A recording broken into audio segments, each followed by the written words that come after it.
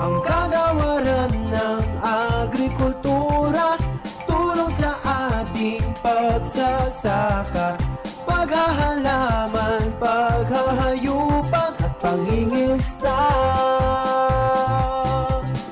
Gamit ang siyensya, teknolohiya at mga modernong makinarya, tulong sa ating magsasaka, ang susi sa kaunlaran.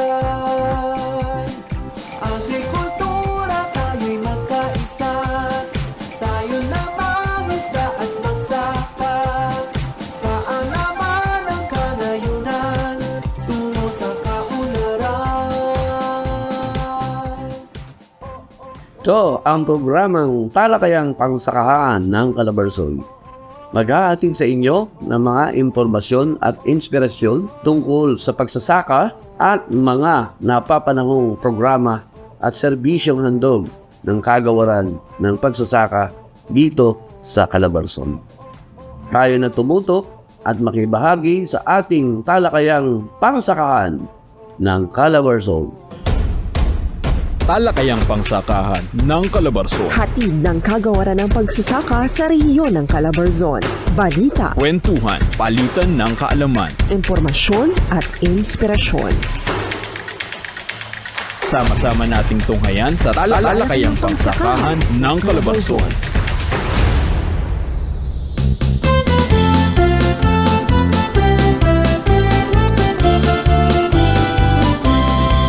Magandang umaga, Calabarzon. Isang masaganang agrikultura at maunlad na ekonomiya po sa ating lahat. Ito po ang programang Talakayang Pangsakahan ng Calabarzon. Ang programa sa radyo kung saan bida ang mga magsasaka at mangingisda at pati na rin ang mga individual na gustong mapabilang sa napakahalagang sektor ng agrikultura. Siyempre, Kuya Bugs, ang programa sa radyo ang bibigay ng impormasyon patungkol sa mga ipinapatupad ng programa ng kagawaran ng pagsasaka at ng inspirasyong hango sa kwento ng ating mga magsasaka dito sa Calabarzon. Ako po ang inyong lingkod, JV Arnino. At ako naman po si Bogston Chavez mula sa Regional Agriculture and Fisheries Information Section ng Department of Agriculture, RFO 4A. Tayo po ngayon ay napapakinggan sa ng ating partner radio stations, Radyo Natin Laguna 106.3 FM, Bonto Peninsula 102.5 FM, Infanta 105.3 FM, at Kiss FM 95.1. At hindi lang yan, mapapanood din kami live sa aming official YouTube and Facebook channel, Department of Agriculture, RFO 4A. Yan, Kuya Bugs. Kamusta? Magandang umaga. Magandang umaga. At syempre sa ating mga taga-subaybay at taga-pakinig, magandang umaga po sa inyong lahat. Kuya Bugs, ngayong araw, espesyal ang ating, lagi namang espesyal. Pero syempre, nakaranas tayo mga bagyo ng mga nakaraan. At ang maganda na mapag-usapan natin yung ating, makakahuntahan ngayon. Napapanahon. Yan, Kuya Bugs, makakauntahan natin ang from PCIC. Ang ating insurance underwriter, Kuya Bugs. Walang iba kundi si Mr. Ferdinand Ibasco. Yan, sa tulong ni Sir Ferdinand, Kuya Bugs, ay ating malalaman yung mga pangunahing programa ng PCIC at ano ba yung mga hakbang at mga dapat ihanda ng ating mga magsasaka upang mapasiguro yung kanilang mga pananim o yung mga hayop, siyempre yung mga traktora o mga makinarya. Yan, Kuya Bugs, pamaya sa ating programang DA Best. Pero bago yan, Kuya JB, dumako muna tayo sa mga balitang ating nakalap at tinutukan dito sa Balitang Sakahan. Mga kaganapan sa rehiyon, Mga programa Ayuda at suporta sa mga magsasaka. at iba pa sa Balitang Sakahan. DE4A binabantayan ang presyo ng abono kaugnay ng implementasyon ng Fertilizer Discount Voucher Program. Chiverly Kagitla magbabalita. Nagsagawa ng random fertilizer price monitoring ang mga kawani ng Department of Agriculture for Calabarzon o DA4A Rice Program noong 7 ng Setyembre taong kasalukuyan sa mga bayan ng Naik, Tanza at Maragondon, Cavite. Ito ay upang mabantayan ang presyo ng abonong ibinebenta ng mga merchants na nakakontrata sa kagawaran gamit ang mga ipinamahaging Fertilizer Discount Voucher o FDV. Ang mga FDV na ipinamamahagi ng kagawaran sa mga magpapalay ay karagdagang tulong pambili ng abono sa mga otorisadong supplier. Ang bawat FDV ay may karampatang halaga na maaaring ibili ng abono para sa kanilang palayan. Ang mga benepisyaryo ng FDV ay ang mga magpapalay na rehistrado sa Registry System for Basic Sectors in Agriculture o RSBSA at National Farmers and Fisherfolk Registry System o NFFRS at may hindi bababa sa 5 ektaryang sakahan para sa mga hindi miyembro ng isang cluster. Para sa mga kwalipikadong magsasaka, makipag-ugnayan lamang sa kani-kanilang city o municipal agriculturist office ukol sa pamamahagi o schedule ng distribusyon. Samantala, ang 3 otorisadong supplier na binisita para sa isinagawang bantay presyo ay ang Arandias Agricultural Supply ng Maragondon, Leroy Farm Store Corporation ng Tanza at Farm Solutions Agrovet and General Merchandise ng NAIC. Base sa ginawang monitoring, ang presyo ng bawat abono ng nasabing mga supplier ay pasok sa itinakdang presyo nito. Ito si Chika Gitla para sa Balitang Sakahan. Rice Production Plan ng Cavite mas pinalakas sa ilalim ng Masagana Rice Program ng DA4A. Jonas Palma, magbabalita. Matapos ang presentasyon ng Department of Agriculture for Calabarzon o DA4A patungkol sa Masagana Rice Program noong ika-6 ng Setyembre sa Provincial Capitol Building, 13 Martires, Cavite, maglalatag ang mga lokal na pamahalaan ng probinsya ng Cavite ng 5 taong plano para sa produksyon ng palay sa ilalim ng nabanggit na programa. Ang Masagana Rice Program ay ang mas pinalakas na programa sa pagpapalayan na susuporta sa produksyon ng palay. Ito ay may 4 na bahagi. Una, matatag na kakayahan ng mga magsasaka laban sa nagbabagong klima. Ikalawa, sama-samang mga magsasaka sa isang cluster tungo sa tipid na gastos at mataas na produksyon. Ikatlo, ganadong mga magsasaka sa pagtatanim at pagdinegosyo. At ika-4 na napapanahong diskarte sa palayan sa tulong ng makabagong teknolohiya. Sa pamamagitan ng programang ito at sa tulong din ng iba't ibang ahensya ng gobyerno, inaasahan na mas magiging malawak ang kalaman ng mga magpapanay sa mga makabagong teknolohiya sa pamamagitan ng mga pagsasanay at modernong kagamitan. Magkakaroon ng pagbubuklod ang mga magsasaka upang mas maraming grupo ang makikinabang sa ipamimigay ng makinarya at kagamitan sa pamamagitan ng clustering. Makatatanggap din ng mas maraming interbensyon na tulong sa panahon ng taniman tulad ng suporta sa irigasyon at angkop na abono at iba pa. Sa tulong ng naturang programa ay inaasahan na mapapataas ang produksyon at magkakaroon ng self-sufficiency ng palay ang bansa pagdating ng taong 2028. Ayon kay Cavite Provincial Administrator Alvin Mojica, kinakailangan nila ng isang mabisang plano kung paano magiging self-sufficient sa palay ang kanilang probinsya. Aniya, ang magandang plano na ito ang tutulong sa kanila upang hindi umasa sa mga imported na bigas at nang sa gayon ay matulungan din ng mga magsasaka sa probinsya. Kamakailan ay nagkaroon din ng katulad na presentasyon sa probinsya ng Batangas noong ika-1 ng Agosto sa Mataas na Kaway, Batangas. Ito si Jonas Palma para sa Balitang Saka. 4 na cluster ng mga magsasaka sa Quezon ginabayan sa pagpaplano ng DA4A at LGUs. Angelo Tasico, magbabalita. Tinipon ng Department of Agriculture for Calabarzon o DA4A Farm and Fisheries Clustering and Consolidation o F2C2 program ang 4 na cluster ng mga magpapalay at naghahayupan sa Quezon simula noong ika-5 hanggang ika-8 ng Setyembre taong kasalukuyan. Ito ay upang buuin ang kanilang Cluster Development Plan o CDP na tumutukoy sa 5 taong plano para sa pagpapaunlad ng sakahan simula sa produksyon hanggang sa pagmamarket. Dito ay tinuruan din silang maitatag ang misyon at layunin ng mga grupo tungo sa pagprogreso. Kinapanayam sa aktibidad ang lider at opisyal ng mga cluster ng Atimonan Farmers Association Incorporated sa Atimonan, Pamplona Rice Farmers Association o Parifa sa General Nakar, Samahang Magpapalay sa Samil mula sa Lukban at Tulo-Tulo Hog Raisers Association ng Sariaya. Ayon kay Atimonan Municipal Agriculturist Pedro Garrigues Jr., malaking tulong ang hakbang na ginawa ng F2C2 upang hikayatin ang mga magsasaka na hindi lamang mananatiling producer kundi maging ganap na mga negosyante. Aniya, ito rin ang focus ng lokal na pamahalaan kaya mayroon silang itinatatag na livelihood project na bigasan. Samantala, magpapatuloy ang aktibidad ng kagawaran sa pagbuo ng nasabing plano sa lalawigan ng Rizal ngayong linggo. Ako si Angelo Tasico para sa Balitang Sakahan. At yan ang mabalitang ating nakalap, ating natukan dito sa Balitang Saka. Huwag po kayong aalis at natin nakatutong sa Malakayang Pangsakahan ng Calabarzon. Ipamalas ang kahusayan sa sining ng pagguhit at manalo ng premyong aabot 10,000 piso sa pamamagitan ng paglahok sa Regional On-the-Spot Poster Making Contest ng kagawaran ng pagsasaka sa rehiyon ng Calabarzon. Ang patimpalak na ito ay bukas sa mga grade 5 and grade 6 students na naka-enroll sa DepEd Public and Accredited Private Schools sa buong rehiyon ng Calabarzon. Ang mga sumusunod ay ang mga mechanics na kailangan niyong tandaan. Una, ang poster na isusumite ay dapat orihinal na likha ng mga kalahok at sumasalaysay sa temang masaganang agrikultura at maunlad na ekonomiya sa Calabarzon. Pangalawa, ang mga materyales na pwedeng gamitin ay limitado lamang sa 20 by 30 inches na illustration board, oil pastel at pentel pen. Tandaan na maaaring magdagdag ng mga salita o text sa poster na hindi hihigit sa 10 salita. Pwede rin itong maging portrait o landscape orientation. Para sa initial screening, kinakailangan i-email ang larawan ng inyong entry sa rapis@calabarzon.da.gov.ph na may email subject na ROPMC-4A-surname of the student bago mag-alas 12 na tanghali sa ika-20 ng Setyembre 2023. Kailangan ding isama sa email ang larawan ng estudyante na hawak ang kanyang artwork, school ID at mga sumusunod na detalye. Buong pangalan, tirahan, kaarawan, edad, contact number, at ang pamagat at maikling paglalarawan ng obra upang kayo ay magabayan sa batayang gagamitin ng Regional Agriculture and Fisheries Information Section sa initial screening. Pakinggang maigi ang mga sumusunod na criteria: pagiging orihinal ng obra 30%, pagkamalikain 30%, visual impact 20%, kaugnayan sa tema 20%, na may total na 100%. Pagkatapos ng initial screening, tanging ang 25 may pinakamagagandang poster mula sa Calabarzon ang may pagkakataon na sumali sa Regional On-the-Spot Poster Making Contest na gaganapin sa ika-27 ng Setyembre sa DA4A Lares Agrosino Hall, Barangay Marawi, Lipa City, Batangas. Agad na gumuhit at manalo ng premyo.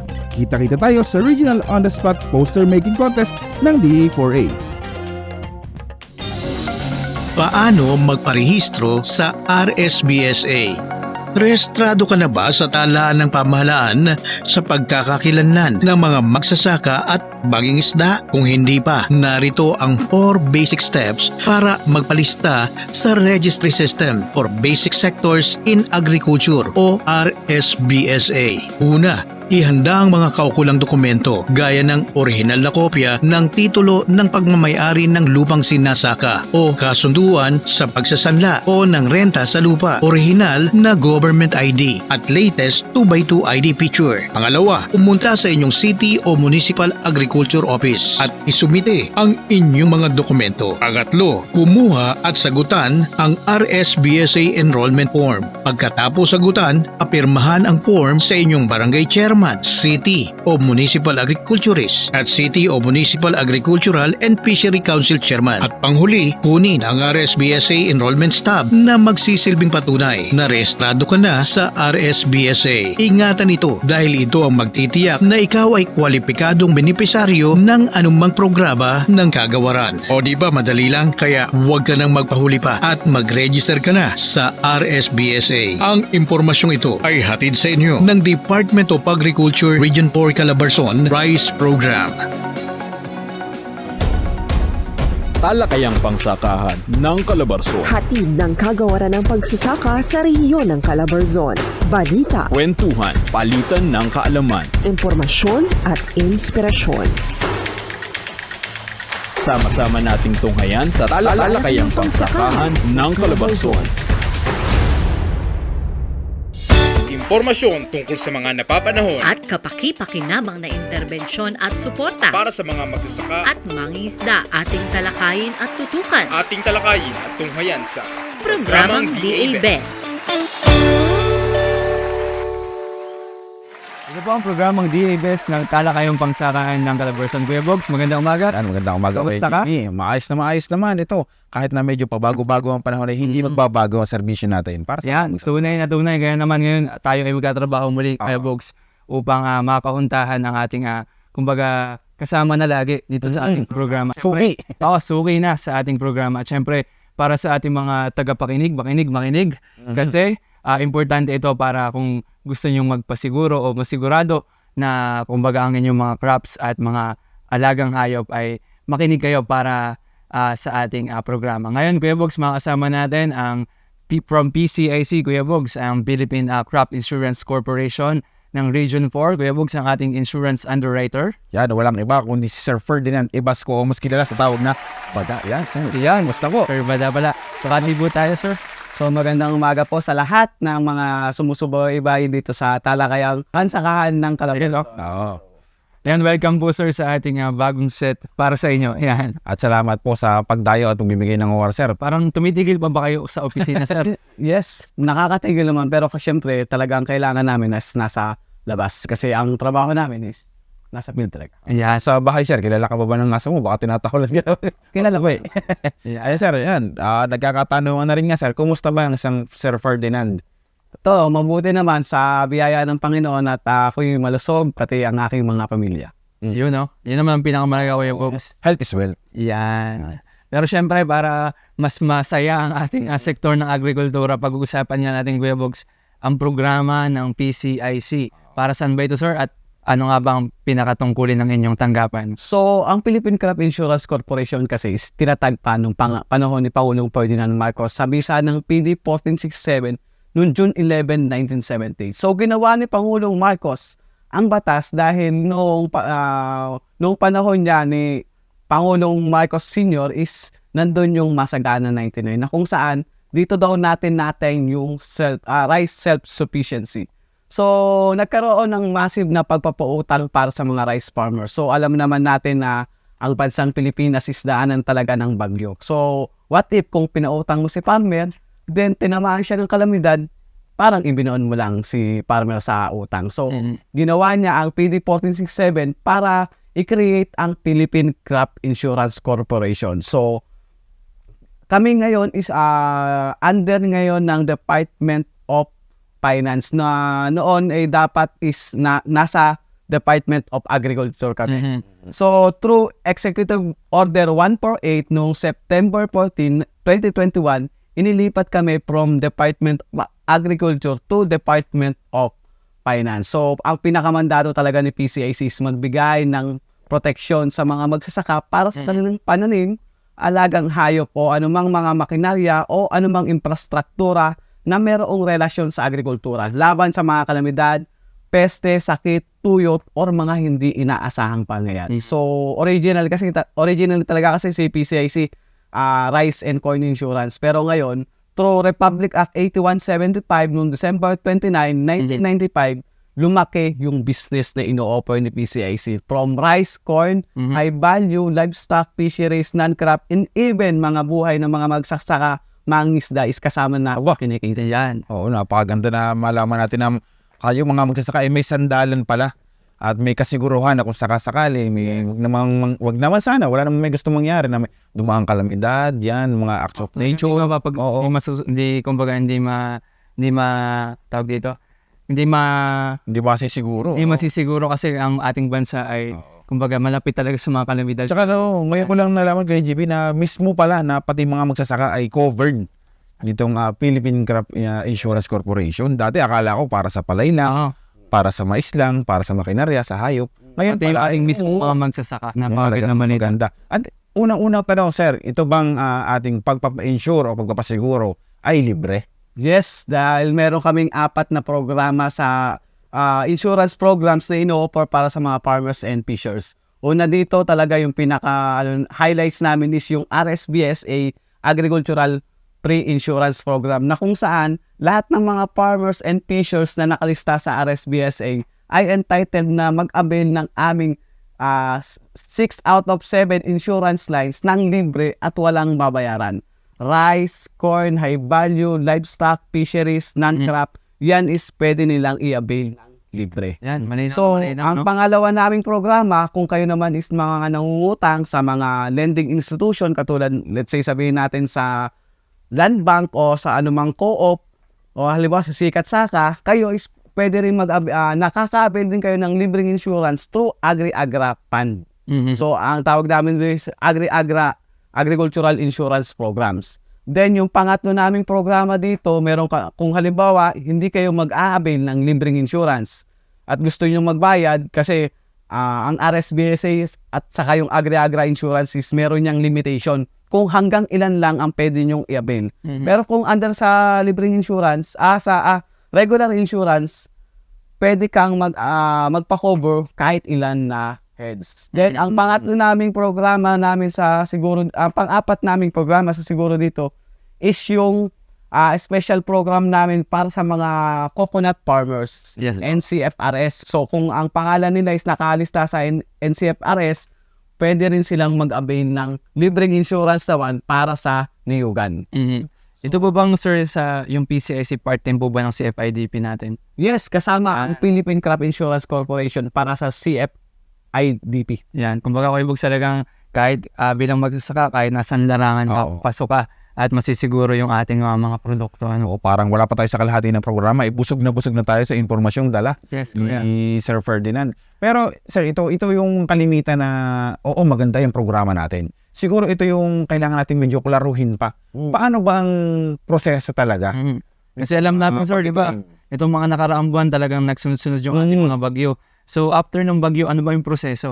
So kung sila naka-insured kay PCIC, at let's say sabihin natin rice, corn, kailangan makapag-submit sila ng claim for indemnity o notice of loss sa PCIC, huwag kukulangin ng 20 calendar days simula ng after ng calamity.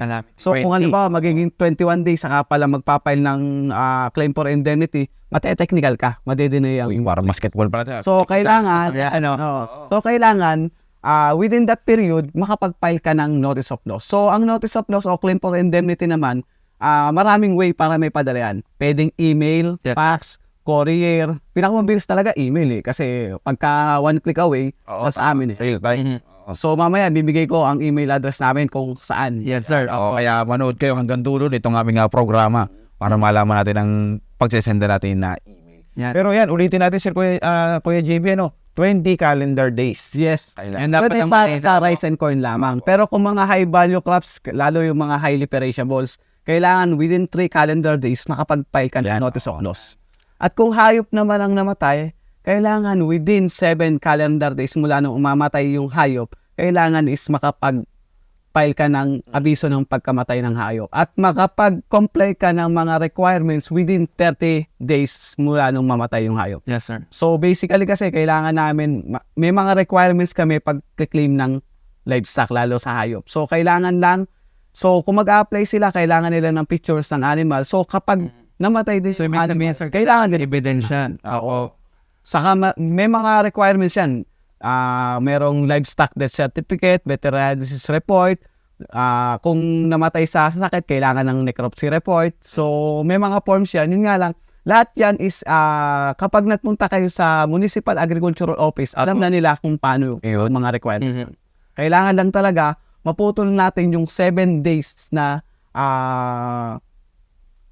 reglementary period para ma-send yung abiso ng pagkamatay. Yes, sir. Yan, at pag-usapan natin kasi alam natin yung ating mga magsasaka pag tiyatamaan nga ng bagyo. Pero sir, dun sa ating mga rice, corn, ating mga high value, pag sa peste ba na dahil naubos yung mga crops dahil sa peste, covered din ba yun ng PCIC? Yes. Pagdating sa rice and corn, basically ang coverage namin dito is natural calamities as well as major pests and diseases. Daga, stem borer, black bug, armyworm, cutworms, yan, mga sakit na sheet blight, rice dust, BLB, ragged stunt, tunggro, yan, mga kasama sa sinasagutan ni PCIC.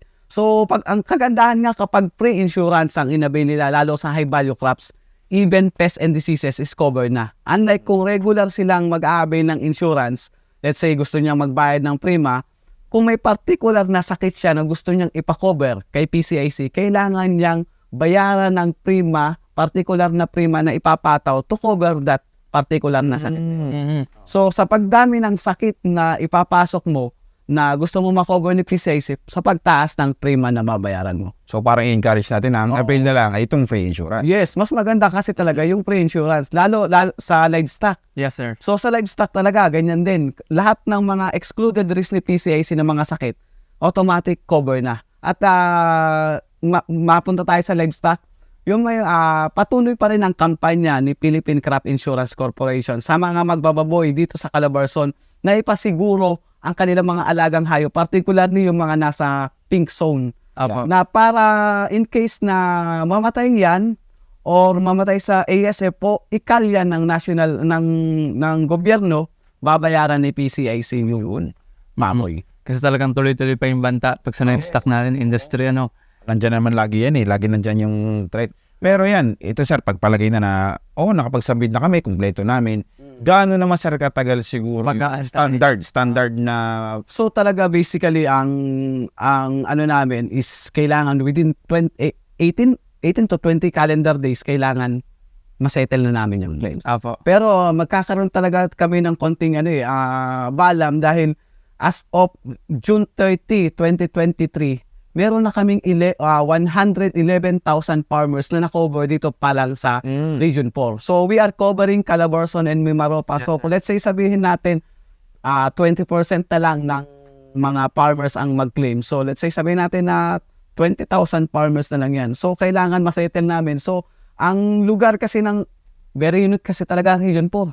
Meron kaming island meron kang island municipalities, meron mga island na barangays, island na sitio. So nahihirapan talaga. Merong mga panahon na hindi namin ma-penetrate yung isang bayan or isang barangay dahil nga sa isolated sila dahil sa sama ng panahon. Pero talagang ang gusto talaga ng management namin is mabayaran talaga ng mas mabilis. Lalo ang manager namin si Rick P. Gregorio, gustong niya mas mabilis yung settlement ng claims. Kasi sino bang may gustong mapatagal yung bayad namin? Kasi talagang ang namin, gusto namin makabalik agad si farmer. Kasi nasiraan nga sila eh. Alam ko, bayaran pa namin siya sa isang taon. So talagang as of nung nakaraan, mga binabayaran namin, mas mabilis na yung response namin.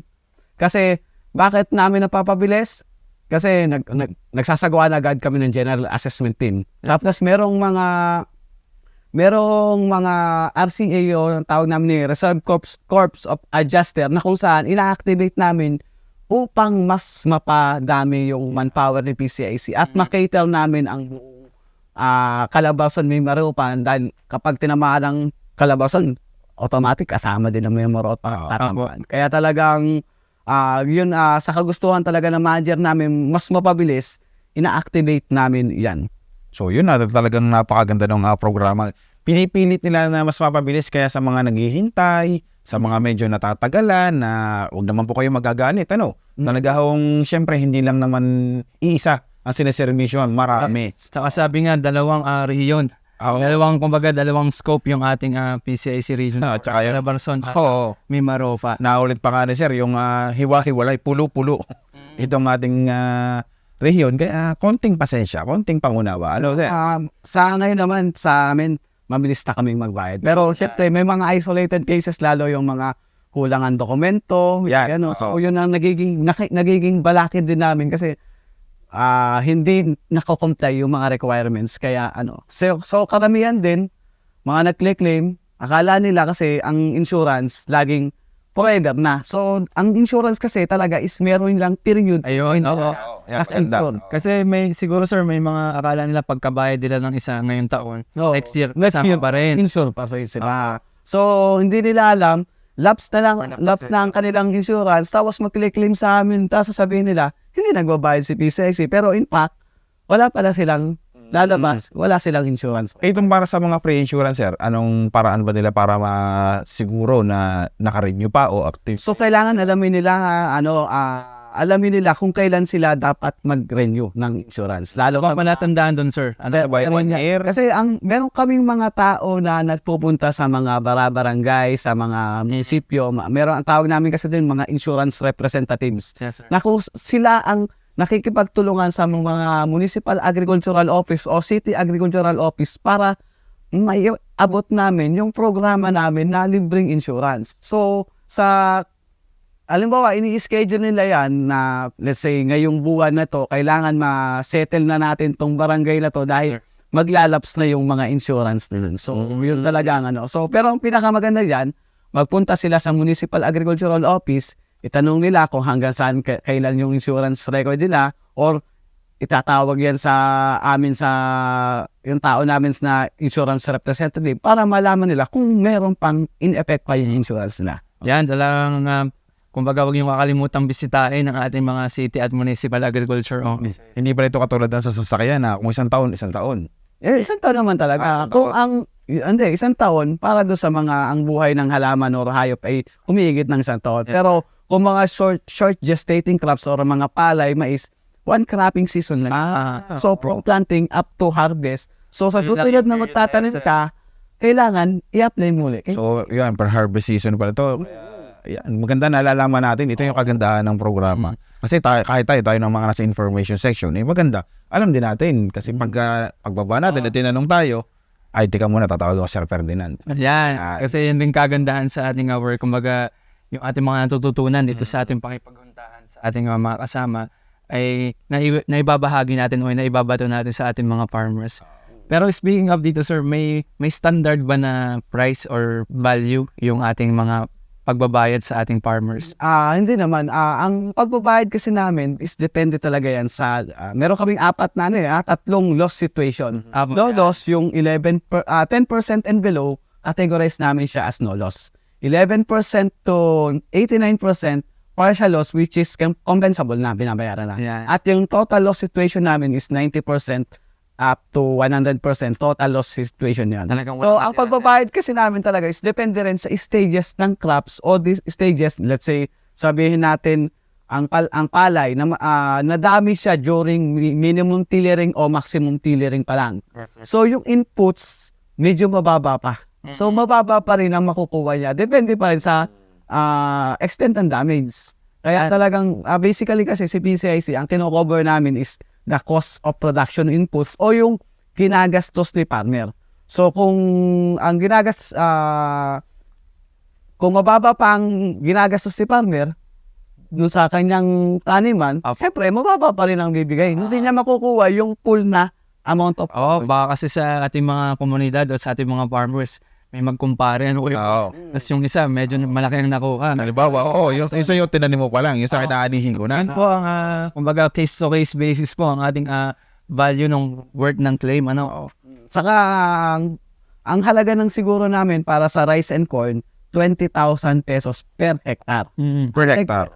Unlike halimbawa, ikaw mangungutang ka sa let's say particularly land bank, ang amount of cover namin is hanggang 67,000 per hectare kapag inbred varieties. At kapag hybrid, hanggang 78,000 per hectare. Yun yung pinaka-cover ceiling namin. Pero kapag pre-insurance ang ginabil nila under ng RSBSA pre-insurance, is hanggang 20,000 pesos lang per hectare.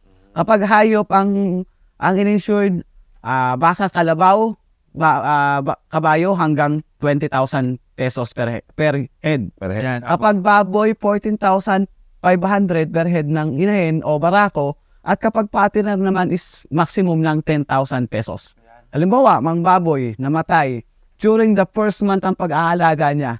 So, basically, ang babayaran pa lang namin dyan siguro mga 60% pa lang nung halaga na siguro dahil yung inputs is hindi pa naman siya full. So, yung basihan, sir, kung gaano yung naibibigay natin sa ating mga crops sa mga hayop. Yes. Kaya kami tinatawag tayo na adjuster.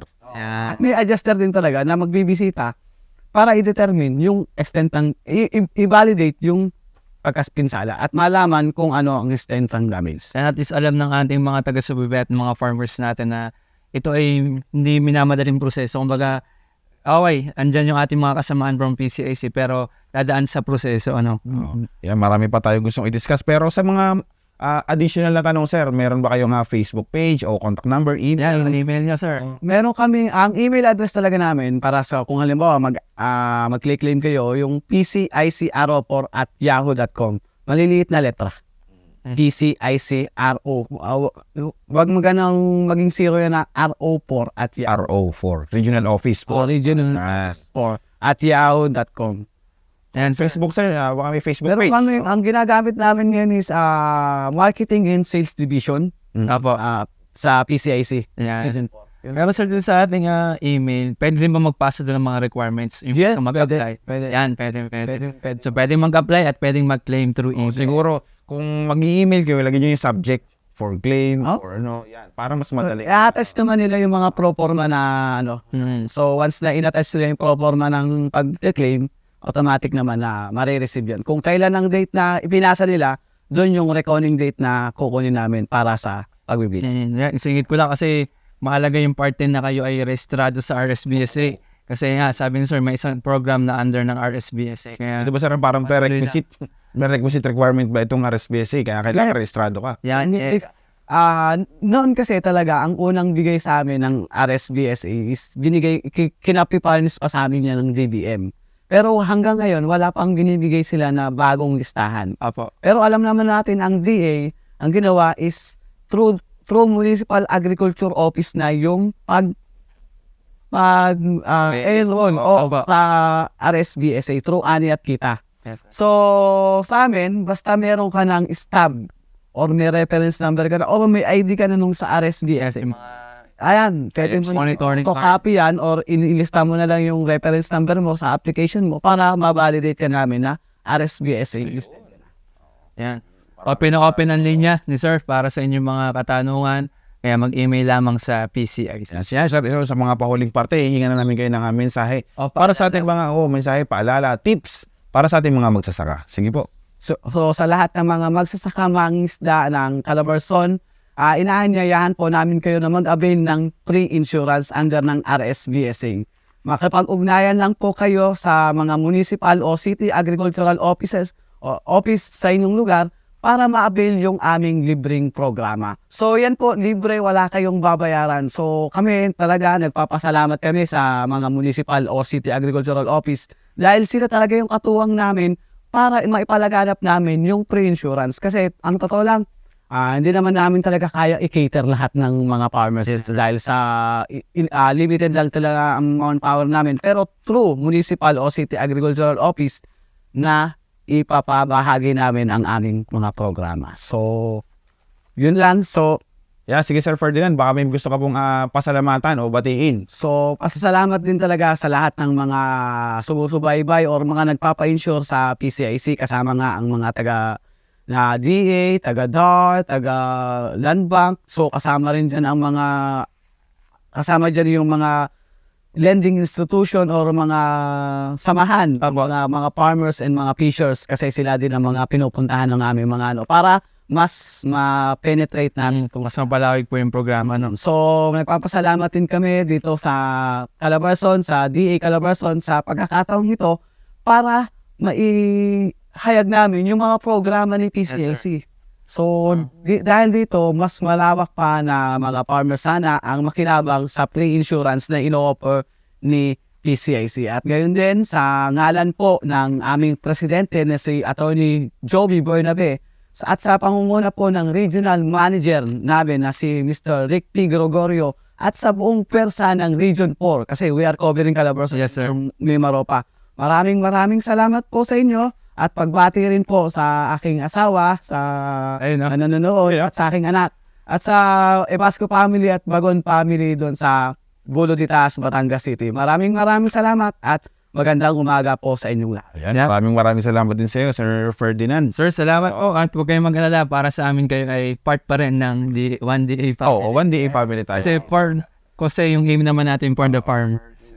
Interconnected, JB. So yun, talaga namang wakas siguro kayo na marami pang impormasyong malalaman dito sa pagbabalik ng Talakayang Pangsakaan ng Calabarzon. Ayon sa pag-aaral, ang balinghoy o kaboting kahoy ay isang mabisang mapagkukunan ng enerhiya at protina sa buong mundo. Kaya naman, hindi nakapagtataka ang malaking pakinabang nito maging sa mga hayop. Alam nyo ba na ang kamoting kahoy ay ginagamit ng panlahok bilang pagkain ng mga hayop tulad ng baka, tupa, kambing at baboy. Maliban sa mais, ang pinatuyong ugat ng balinghoy at dahon nito ay pwedeng gawing alternatibo bilang pagkain ng mga hayop. Mas mura rin itong feed ingredient habang napapanatili ang tamang paglaki ng ibon o manok. Kaya naman, nariyan ang kagawaran ng pagsasaka na handang magbigay ng akmang kasanayan sa tamang pag-aalaga ng kamoting kahoy. Ang kaalamang ito ay hatid sa atin ng Department of Agriculture Region 4A Calabarzon Corn Program. Anila, ang pangunahing pagkain ng mga Pilipino ay bigas o palay. Pumapangalawa naman ang mais. Ang mais ay mainam na pinagmumula ng bitamina A at mineral tulad ng calcium at phosphorus. Ayon sa Department of Agriculture, Malaking tulong ang pag-upgrade ng teknolohiya para madagdagan ang produksyon at kalidad ng mais. Upang mapanatili ang magandang bunga ng mais, mahalaga ang maayos na patubig o irigasyon dahil kailangan nito ang maraming tubig. Maliban sa tubig, dapat ding ikonsidera ang weed management, kung saan ginagawa ang off-bearing at healing up para hindi tumubo ang mga damong ligaw sa pagitan ng mga tudling ng mais na puti. Ang paalalang ito ay hatid sa atin ng Department of Agriculture Region 4 Calabarzon Corn Program. Ang sarap talaga ng mushroom. Bukod sa maganda siyang tignan, aba, masustansya pa. Tama ka dyan, friend. Pero, alam mo ba kung anong sikreto ng mushroom? Kaya yan ganyan. Hindi eh. Ano ba yun? Ito ay tinatawag na green spawn o ang butil o di kaya planting material na ginagamit sa pagpapalaki ng mushroom at ang isa sa mga epektibong sangkap nito ay ang butil ng sorghum na kadalasang ginagamit para sa mga oyster, milky at reishi mushrooms. Oh, may ganun pala? Siguro ito rin ang dahilan kung bakit masustansya ang mushroom. Oo naman, malaki ang advantage ng paggamit ng sorghum grains sa mga mushroom dahil taglay nito ang mataas na nutrisyon at madalas inilalagay ang mushroom grain spawns sa heat-resistant polypropylene or PP bags, bote o garapon. Ang kaalamang ito ay hatid sa atin ng Department of Agriculture Region 4 Calabarzon Corn Program. Ano nga ba ang mga dapat tandaan sa palay check system? Gumamit ng mataas na kalidad ng binhi ng rekomendadong variety. Dapat walang mataas o mababang lupa na makikita matapos ang huling pagpapatag. Pagsagawa ng sabayang pagtatanim matapos pagpahingahin ang lupa. Dapat may sapat na sustansya sa panahon ng pagsusuwi hanggang paglilihi at pamumulaklak. Iwasan ang sobra o kulang na patubig na nakakaapekto sa paglaki at ani ng palay. Hindi rin dapat bumaba ang ani sanhi ng pinsalang dulot ng mga peste. Gumapas at subiik ng palay sa tamang panahon. Gawin nating check na check ang iyong pamamahala ng palay sa Palay Check System. Ang impormasyong ito ay hatid sa inyo ng Department of Agriculture Region 4 Calabarzon Rice Program. Sabi nila, ang buhay ay weather-weather lang. Pero pagdating sa pag-apply ng abono, kailangan ng tamang diskarte na swak sa panahon. Ayon sa isang agronomista, di dapat baliwalain ang critical stages ng palay nang hindi masayang ang potensyal at bisa ng abono nito. Dahil kung hindi, masasayang lang ang abonong ilalagay kung mali naman ang timing ng pagpapataba. Kaya sa oras ng paglalagay nito, tiyempuhing wala ng hamog sa halaman at hindi ganon katirik ang araw upang hindi sumingaw sa himpapawid ang pataba. Ang kaalamang ito ay hatid sa atin ng Department of Agriculture Region 4A Calabarzon Rice Program. Talakayang pangsakahan ng Calabarzon. Hatid ng kagawaran ng pagsasaka sa rehiyon ng Calabarzon. Balita, Kwentuhan, palitan ng kaalaman. impormasyon at inspirasyon. Sama-sama nating tunghayan sa talakayang pangsakahan ng Calabarzon.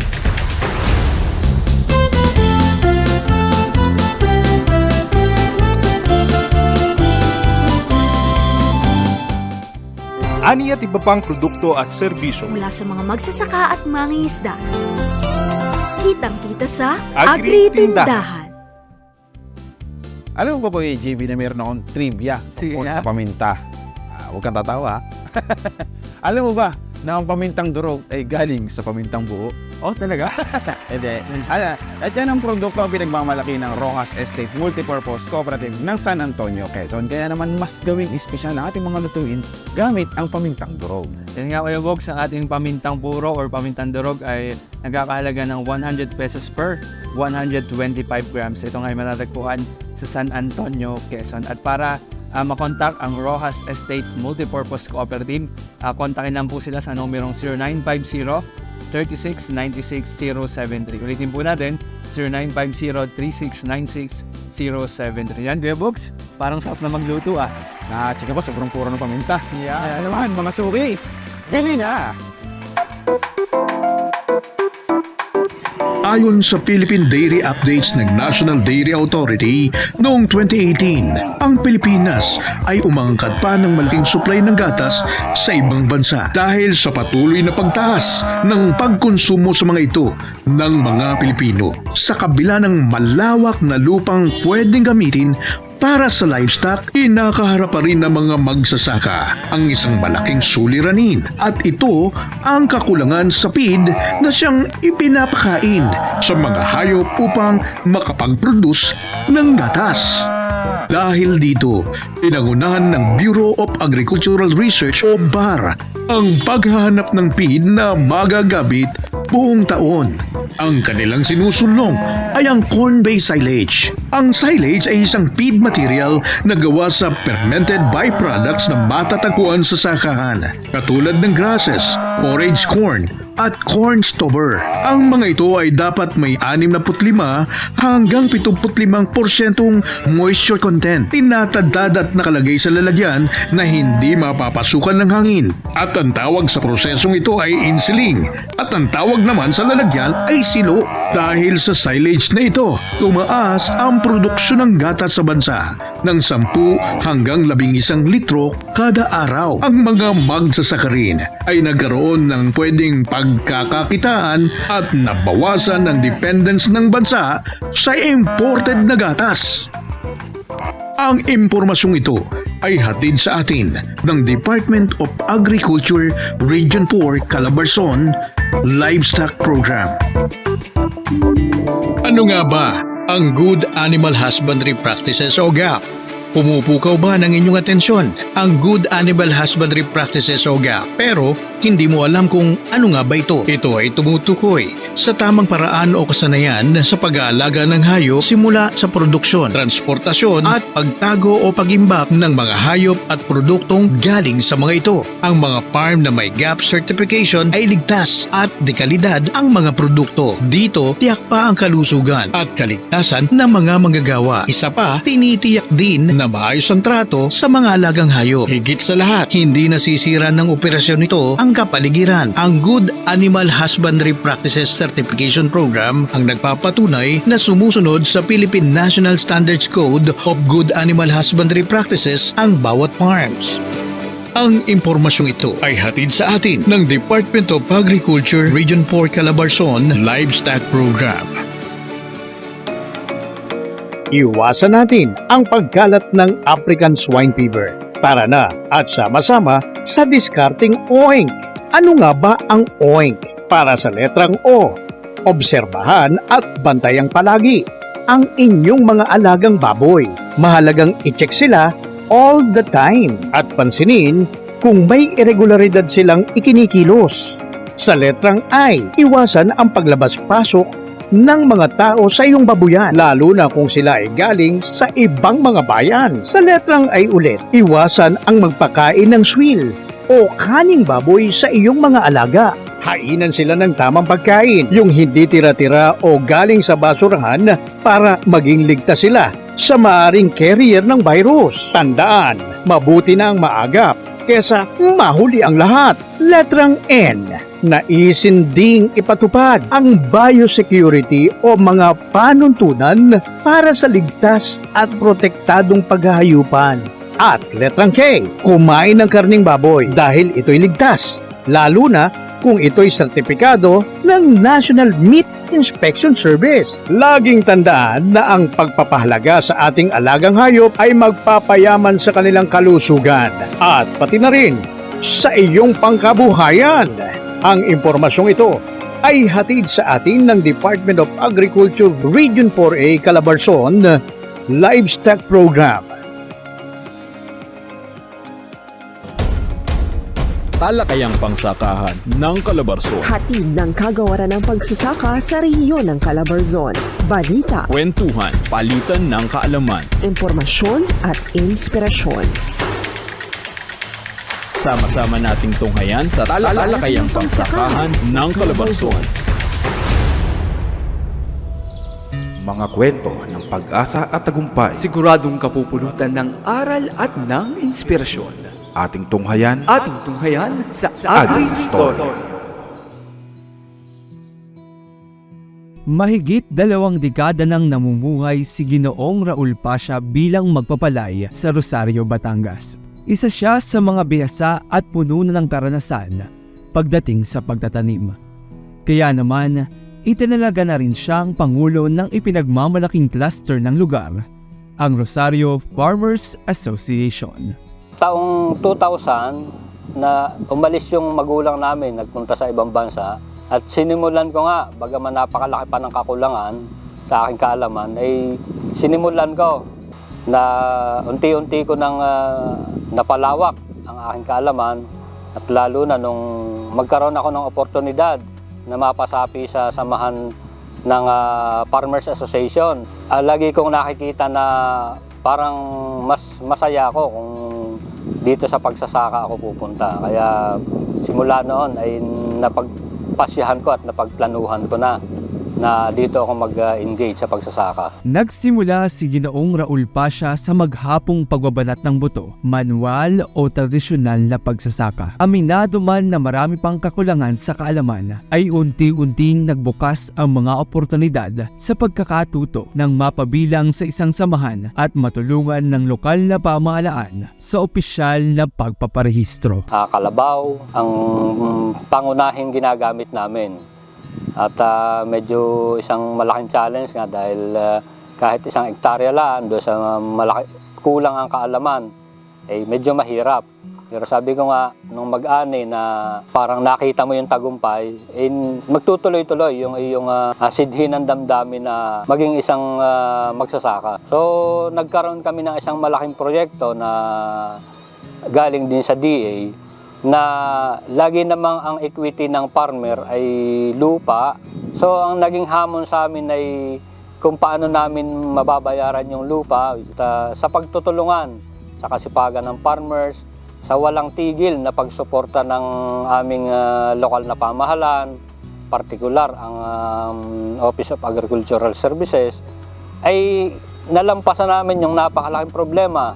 Sa pagtanggap ni Ginoong Raul ng responsibilidad bilang leader magsasaka, mabuti na lamang at patuloy ang naging pagsisikap ng samahan at nakita ang kanilang potensyal. Nakilala nila ang kagawaran ng pagsasaka sa Calabarzon at napabilang sa mga benepisyaryo ng sari-sari pang proyekto. Pagkatapos ng rice mill, nagkaroon kami ng 4-wheel tractor, may combine harvester, may hand tractors. At nitong 2022 na bigyan din kami ng hauling truck. Malaki ang naging pagbabago sa pamumuhay ng Rosario Farmers Association dahil sa mga natanggap na interbensyon. Ilang hamon ang nasolusyonan at pangangailangan ang natugunan. Sobrang laking tulong kasi sabi ko nga, kagaya ng hauling truck, ang combine harvester, dati nagre-rent kami sa pribado. Ngayon, sobrang laking tulong dahil unang-una yung oras, yung pangangailangan ng farmer na maani ang kanilang palay, lalo na kung may padating na bagyo o anumang kalamidad, naisisiguro namin na ang palay nila ay bago dumating yung mga ay naaani kung talagang siya'y anihin na.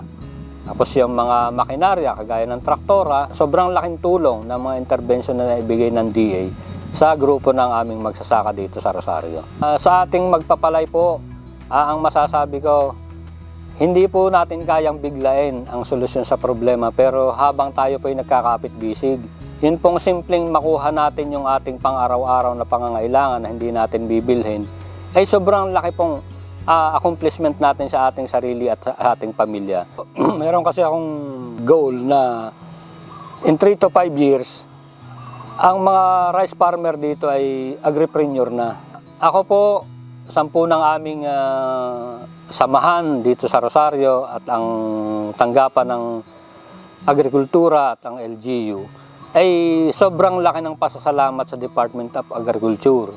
Kasi po ang palagi kong sinasabi, lalo na sa mga farmers, huwag kayong mahiya, huwag kayong mag-atubili na makipag-ugnayan sa mga tamang tao para pakinabangan ninyo at damahin ninyo ang buwis na ibinabalik ng Department of Agriculture sa atin through interventions at saka lahat ng mga projects na ibinababa sa atin.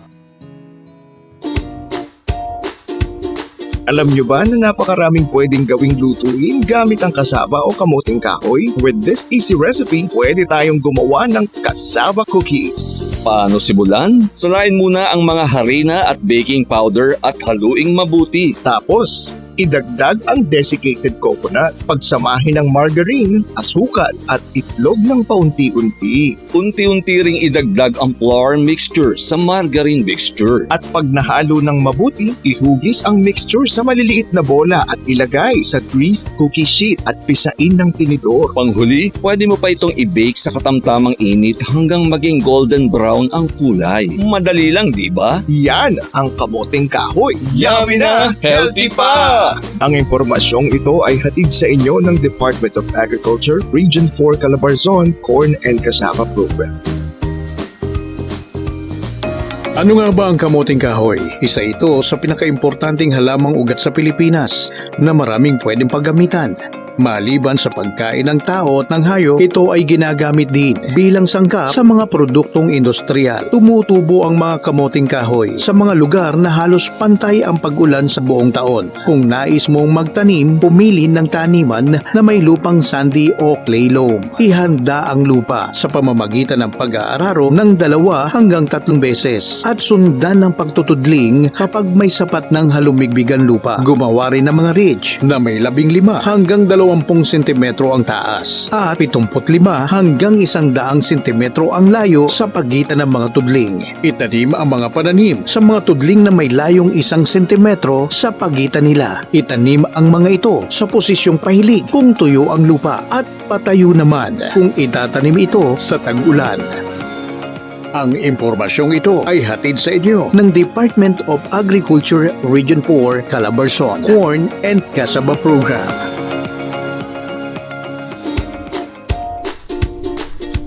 Uy, may uod! Kaibigang uod din kaya to tulad ng sabi ni tatay? Nako anak bad uod yan. Ang tawag dyan ay corn borer. Kaya niyang kainin ng lahat ng parte ng halaman. Dahon, katawan, bulaklak, bunga at ugat. Grabe naman pala tay! Paano po yan mapipigilan?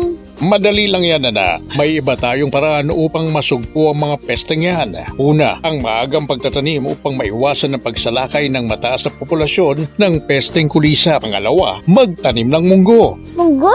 Para saan yung munggo, tay? Ang mga bulaklak nito ay nagsisilbing pagkain ng mga putakti na pumipigil naman sa pagdami ng mga pesteng kulisa. Pangatlo, ang pagpapalit-palit ng pagtatanim ng mais at iba pang pananim tulad ng mustasa, okra o kamatis ay isa ring paraan na makatutulong upang maputol ang ikot ng buhay ng mga pesteng kulisap. At panghuli anak, ang pagsugpo ng mga kulisap sa pamamagitan ng paggamit ng buhay na organismo, bakterya o pesticides. Ang galing naman tay! Kaya ikaw na uod ka, bad uod ka, alis ka dyan! Ang impormasyong ito ay hatid sa inyo ng Department of Agriculture Region 4 Calabarzon Corn and Cassava Program.